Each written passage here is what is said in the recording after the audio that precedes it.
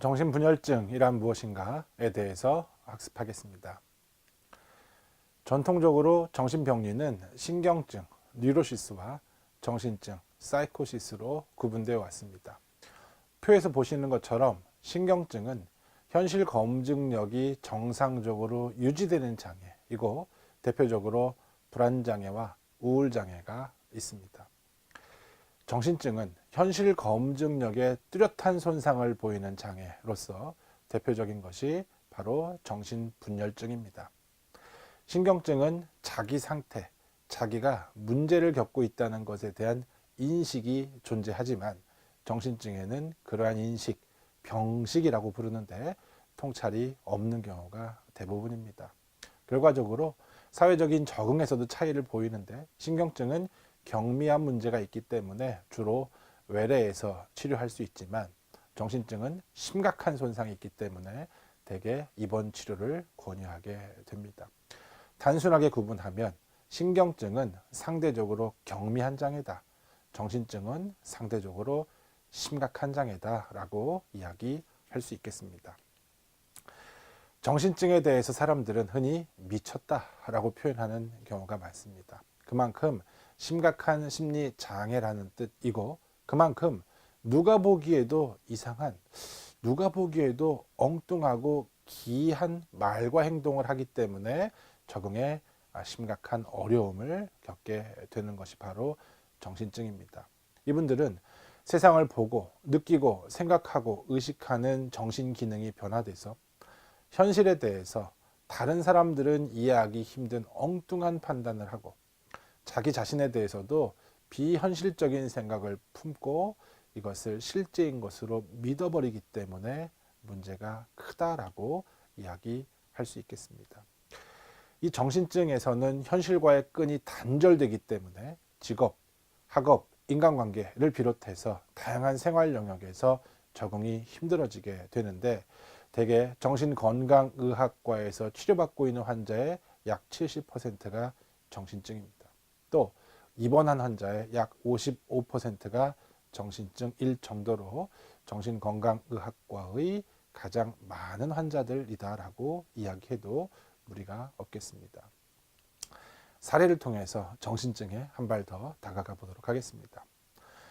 군복무를 마치고 3학년에 복학한 S군이 있었는데 이 친구는 동기들이 모두 졸업을 해서 대학생 생활이 재미없고 공부도 잘 되지 않았습니다. 버스와 전철을 갈아타면서 통학을 했는데 이상한 체험을 반복하기 시작했습니다. 정기적으로 운행하던 버스가 자신이 기다리면 오랫동안 오지 않았고 자신이 도착하기 직전에 지하철이 출발해서 오랫도록 기다려야 하는 일이 벌어졌습니다. 그런데 이러한 일들은 누구에게나 벌어질 수 있는 일이죠. 흔히 우리가 머피의 법칙이라고 하는 꼭 하려고 하면 잘 안 되는 일들은 누구에게나 있을 수 있는 일입니다. 다만 이것을 어떻게 설명하느냐에 따라서 정상적인 경험이냐 아니면 병리적인 경험이냐 달라지게 되는 것입니다. 이 친구는 이런 경험으로 인해서 강의 시간에 늦은 적이 있었는데 평소에는 출석을 부르지 않던 교수가 그때마다 출석을 불러서 지각으로 체크되곤 했습니다. 한 번은 과방에 들려서 나오는데 문이 닫히자마자 안에 있던 학생들이 큰 소리로 깔깔대고 웃는 소리가 들렸습니다. 이 S군은 자신을 험담하고 조롱하는 것으로 느껴서 매우 불쾌했습니다. 까마귀 날자 배 떨어진다고? 물론 이런 생각을 품을 수 있습니다. 그러나 이런 생각이 반복된다면 또 그것을 믿어버린다면 문제가 심각해지는 것이죠. 뿐만 아니라 캠퍼스 잔디밭에 335 앉아있는 학생들도 자기가 지나가면 소리내서 웃고 때로는 자신에게 손가락질을 하고 수군대는 것처럼 느껴졌습니다. 이러한 증상을 관계사고라고 부릅니다. 나와 무관한 것들을 자꾸 나하고 관련시켜서 관계 맺는 증상이지요. 복학 이후에 이런 불쾌한 일이 여러 번 발생해서 매우 고통스러워하고 있었는데 이런 일들이 우연한 사건이 아니고 사실은 우연한 사건인데 우연한 사건이 아니고 자신을 괴롭히기 위해서 누군가에 의해 의도적으로 꾸며진 일이 아닐까 하는 의심이 들었습니다. 피해 의식이 생기기 시작한 거죠. 자신에 대한 험담을 은밀하게 유포시켜서 학생들의 놀림감으로 만들고 자기가 하는 일마다 방해하는 것이 아닐까라고 의심하게 된 것입니다. 의심이 강해지면서 주변을 유심히 관찰하게 되었는데 희한하게도 유심히 관찰해 보면 내 의심에 딱 들어맞는 증거들이 눈에 띄지 않겠습니까? 강의 시간에 평소에 보지 못한 낯선 사람이 뒤에서 자기를 감시하는 것 같았고 학교 건물 앞 벤치에 앉아있는 건장한 사람들도 자신을 지켜보는 것만 같았습니다. 사실은 아무런 관련도 없는 일인데 말이죠. 그러던 중 도서관에서 공부하고 있던 S군에게 병신 같은 게 공부는 무슨 공부라는 소리가 들렸습니다. 환각의 경험입니다. 깜짝 놀라 주변을 살펴보니까 모두 열심히 공부를 하고 있었습니다.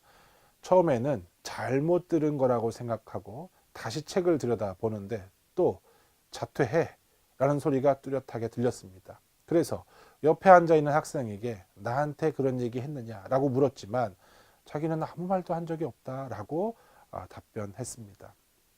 이런 일이 있은 뒤 학교에서나 길거리에서나 틈틈이 너 죄 지은 거 알지? 다 알고 있어.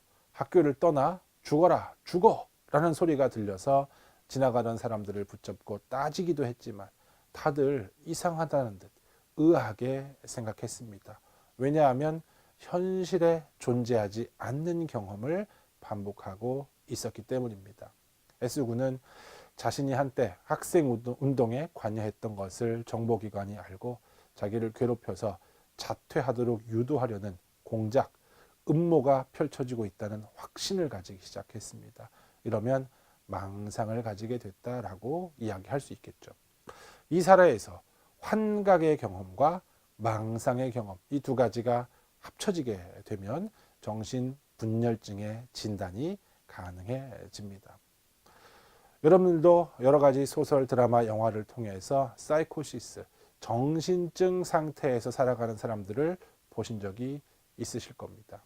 그리고 유심히 살펴보면 우리 주변에서도 정신증의 장애를 갖고 살아가는 분들을 심심치 않게 목격하게 되는데 이 그림에서 보시는 것처럼 뷰티풀 마인드라는 영화에 나왔던 수학자 존 내쉬, 영화를 보신 분들은 잘 아시겠지만 이분은 CIA인지 FBI인지 정보기관의 어떤 지령을 받아서 국가의 중요한 암호화 프로젝트를 담당하는 과학자로 선정돼서 열심히 연구를 수행합니다. 그런데 영화의 끝 무렵에 가보면 그 모든 것이 다 망상이었다는 것을 발견하게 됩니다.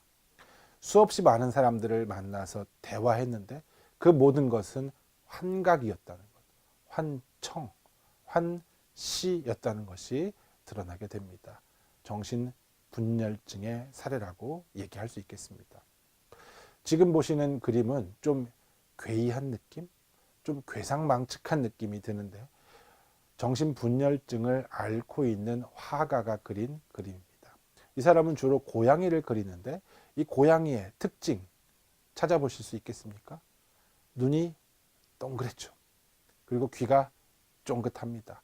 유난히 눈과 귀가 강조되는 그림을 그리는 경향이 있습니다. 왜냐하면 눈을 동그랗게 뜨고 귀를 쫑긋 세워서 사람들이 나에 대해서 뭐라고 하는지, 뭐라고 수근대는지, 나에 대해서 어떤 태도를 보이는지를 찾아내려고 애를 쓰기 때문입니다. 즉 피해의식을 가지고 살기 때문에 내가 가지고 있는 피해의식에 부합하는 정보를 찾아내기 위해서 눈을 부릅뜨며 살아가는, 안타깝게도 이렇게 눈을 부릅뜨게 되면 피해의식에 부합하는 정보들은 더 잘 찾아지게 될 거고 환자가 가지고 있는 잘못된 생각, 잘못된 신념을 수정하는 것은 매우 어려워지게 됩니다. 그러면 정신분열증은 굳어지면서 만성화의 단계로 진행하게 될 가능성이 높아질 것입니다. 이 그림은 유리창에 비친, 거울에 비친 두 사람이 각자 자기에게 뭐라고 명령하고 있는 느낌, 표현하기 위해서 제시했습니다. 그리고 오른쪽에 있는 그림은 내 귀에 도청장치와 같이 환청을 경험하고 있는 사람의 불편한 경험에 대해서 묘사한 것입니다. 이런 것들이 정신증을 겪고 있는 사람들이 경험하는 대표적인 증상, 사례들이라고 말할 수 있겠습니다.